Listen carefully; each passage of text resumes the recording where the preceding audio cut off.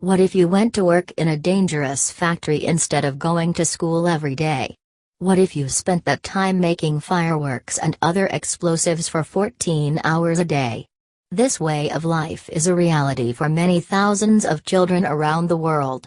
Look at the tag on your shirt to see where it was made.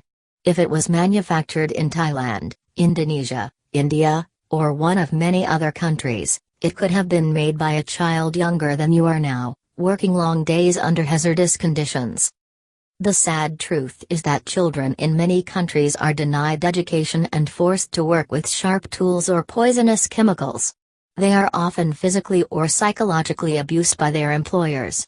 These children usually come from very poor families. This forces every member of the family, including children as young as 6 years old, to earn money. It's the only way for everyone to have enough to eat. Alejandra, for example, is a 12-year-old girl living in El Salvador.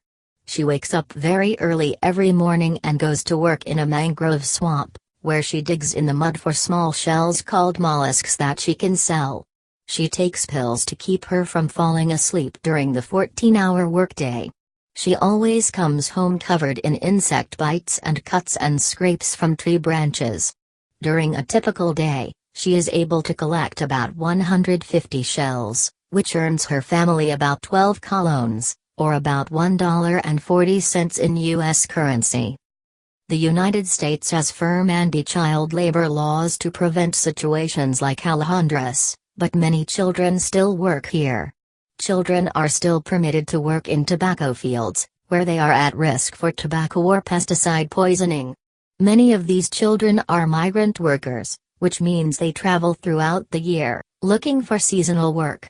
The systems in place for monitoring agricultural industries such as tobacco farming are not effective enough to fully prevent companies from hiring children.